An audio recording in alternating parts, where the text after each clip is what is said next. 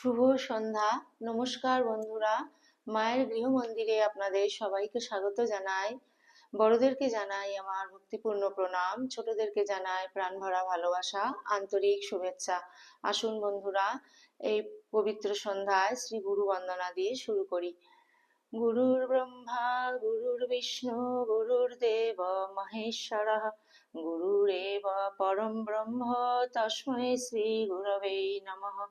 অখণ্ডমণ্ডলাকারं ব্যক্तं येन চরাচরं তৎপদং দর্শিतं येन তস্मै শ্রী গুরবে নমঃ। অজ্ঞানতিমিরান্ধস্য জ্ঞানাঞ্জনশলাকয়া চক্ষুরুন্মিলিतं येन তস্मै শ্রী গুরবে নমঃ।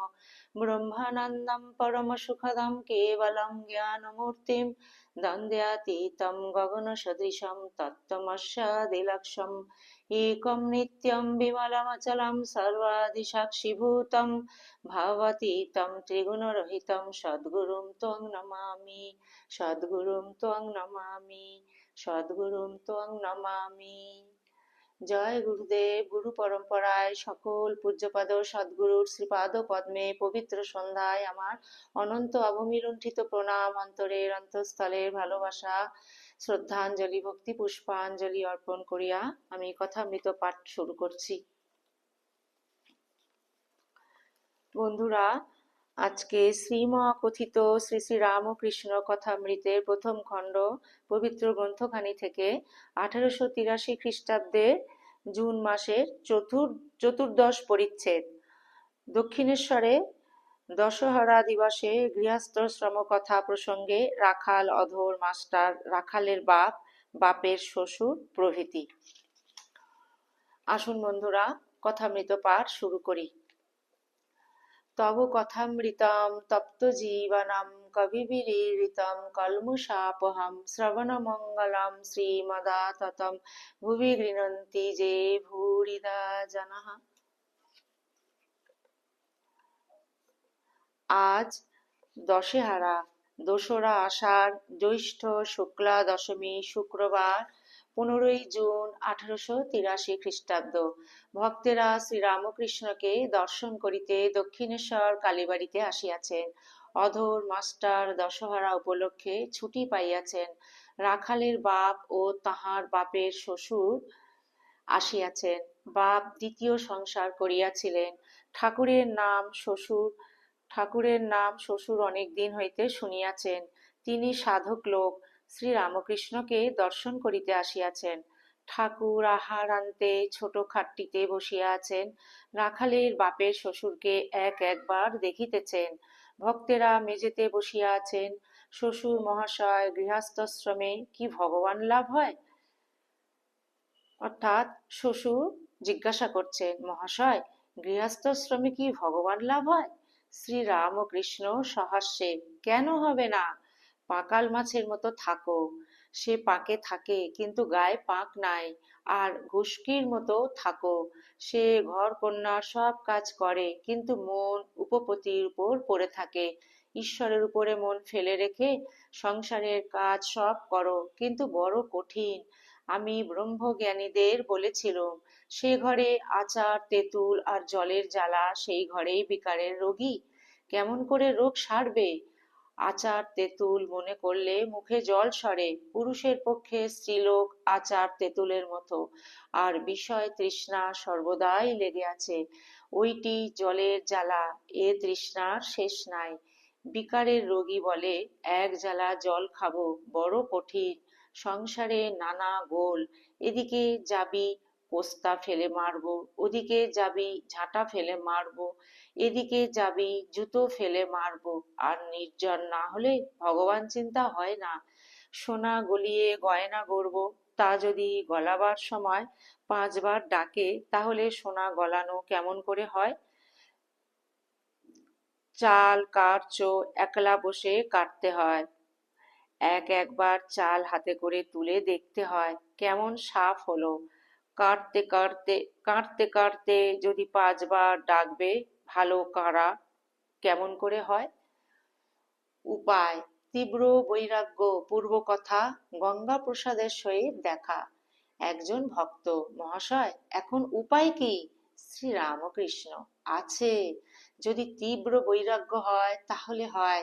যা মিথ্যা বলে জানছি রোগ করে তৎক্ষণাৎ ত্যাগ করো। যখন আমার ভারী ব্যামো গঙ্গাপ্রসাদ সেনের কাছে লয়ে গেল, গঙ্গাপ্রসাদ বললে, স্বর্ণ পটপটি খেতে হবে, কিন্তু জল খেতে পাবে না। বেদানার রস খেতে পারো। সকলে মনে করলে জল না খেয়ে কেমন করে আমি থাকবো? আমি রোগ করলুম আর জল খাবো না?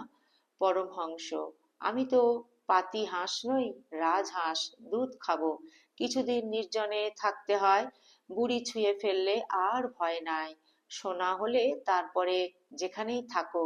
নির্জনে থেকে যদি ভক্তি লাভ হয়, যদি ভগবান লাভ হয়, তাহলে সংসারেও থাকা যায় রাখালের বাপের প্রতি। তাই তো ছোকরাদের থাকতে বলি, কেননা এখানে দিন কতক থাকলে ভগবানে ভক্তি হবে, তখন বেশ সংসারে গিয়ে থাকতে পারবে। পাপ পুণ্য সংসার ব্যাধির মহৌষধি সন্ন্যাস। একজন ভক্ত, ঈশ্বর যদি সবই করছেন, তবে ভালো মন্দ পাপ পুণ্য এসব বলে কেন? পাপও তাহলে তার ইচ্ছা? রাখালের বাপের শ্বশুর, তার ইচ্ছা আমরা কি করে বুঝবো? শ্রীরামকৃষ্ণ, পাপ পুণ্য আছে, কিন্তু তিনি নিজে নির্লিপ্ত। বায়ুতে সুগন্ধ দুর্গন্ধ সব রকমই থাকে, কিন্তু বায়ু নিজে নির্লিপ্ত। তার সৃষ্টি এই রকম ভালো মন্দ সদাসৎ। যেমন গাছের মধ্যে কোনটা আম গাছ, কোনটা কাঁঠাল গাছ, কোনটা আমড়া গাছ। দেখো না, দুষ্ট লোকেরও প্রয়োজন আছে। যে তালুকের প্রজারা দুর্দান্ত, সে তালুকে একটা দুষ্ট লোককে পাঠাতে হয়, তবে তালুকের শাসন হয়।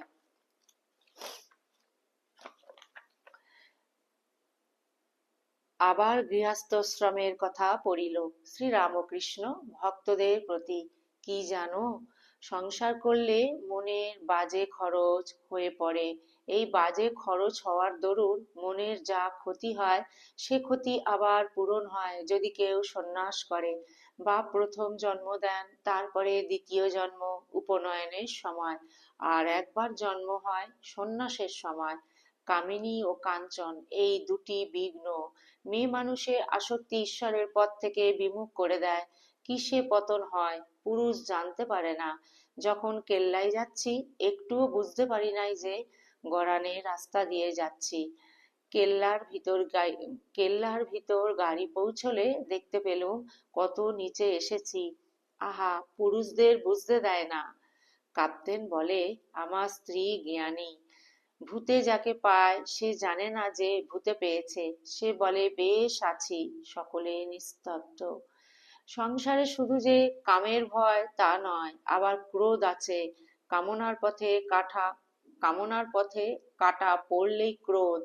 মাস্টার, আমার পাতের কাছে বেড়াল নুলো বাড়িয়ে মাছ নিতে আসে, আমি কিছু বলতে পারি না। শ্রীরামকৃষ্ণ, কেন? একবার মারলেই বা তাতে দোষ কি? সংসারী ফোঁস করবে, বিষ ঢালা উচিত নয়।